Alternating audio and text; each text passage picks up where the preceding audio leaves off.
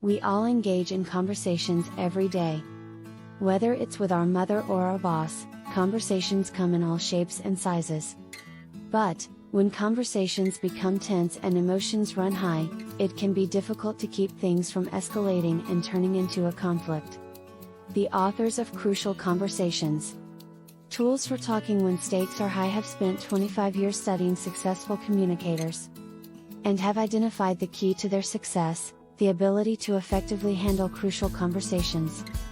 In this book, they share exactly how you can become a powerful communicator, too, through the use of countless valuable tools.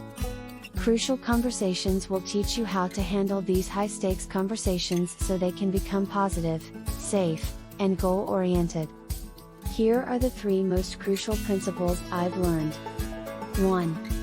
Stay focused on your goals to avoid reacting emotionally. 2. Create safe conversations by showing the other person you value their opinions. 3. Use the state method to resolve conflict when it arises. Let's dive in and learn more about what crucial conversations can teach us about handling difficult discussions. Lesson 1, remain focused on your goals to avoid reacting emotionally. When emotions run high in a conversation and we no longer feel safe, there are 2 ways it can go: silence or violence. Neither of these options provides a solution. In a crucial conversation, we need a solution or we will be stuck. How do we avoid this? We remember our goal. We've all been in a position where we need to settle something important with someone. Things get heated, and someone says something offensive. We may be tempted to turn to silence or violence, but if we really need a solution, neither of these help. This is when you need to remember our goals.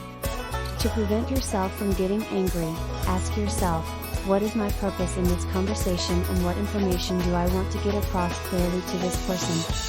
The thing is, once we realize what we do want, we'll realize what we don't want. Just stopping to think about the goal, which should be to not walk away without a solution, can be a great way to keep yourself from getting angry. If you need to tell someone something that might upset them, ask yourself things like, what do I want to avoid? Or what do I really want here? The more you can keep both parties calm, the better the conversation will turn out. Lesson 2, listen to the other person's opinions to help them feel safe in the conversation. Have you ever noticed that even the most seemingly harmless of conversations sometimes get heated? The authors explain that this usually stems from the fact that someone feels unsafe. Biologically, our bodies respond to a threat by either a drive to fight or flight. This response can happen in a tense conversation. Once people start feeling mistreated, they will shut themselves off. The key to helping people feel safe is to listen to what they have to say. This will make them feel that their opinions are valued, and they are respected. Don't just listen, make it genuine.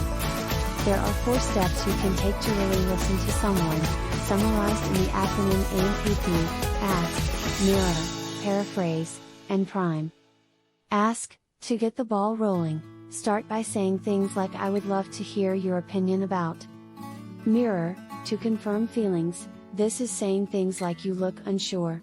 Explain to them what you sense from the situation, in a calm and understanding tone. Paraphrase, to acknowledge their story, this will be so if I understand you correctly. Use this to understand how they feel. Prime, if you are getting nowhere, if someone clams up, we might need to encourage them to speak by suggesting what we think they might be feeling. I guess you must think I'm being unfair. Much like in Stephen Covey's 7 Habits of Highly Effective People, we must seek first to understand, then be understood. This will make your conversational partner feel safe enough to open up in the conversation. Then you can move forward. Lesson 3, utilize the STATE acronym to resolve a conflict. Crucial conversations are highly charged on both ends. But they don't have to end in silence or violence.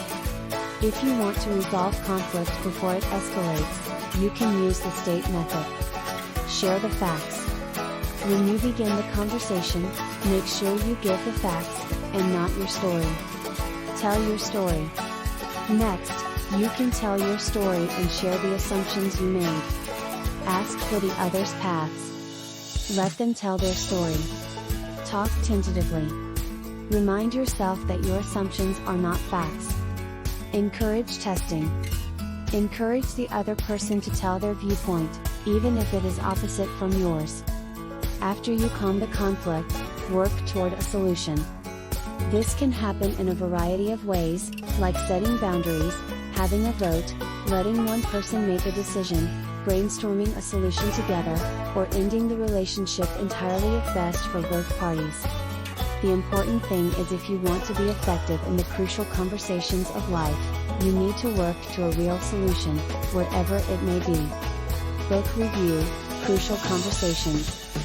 I feel like I could only scratch the surface on this one because there's just so much to learn from Crucial Conversations. This book will help you deal with high-stakes situations not only at work or other formal settings but also in your personal life. If you use the methods taught, you will be able to have more healthy and fruitful conversations, which everyone could use. I would recommend this as a great read for anyone since conversation is such a significant part of all of our lives every day. Thanks for watching. Please subscribe my channel.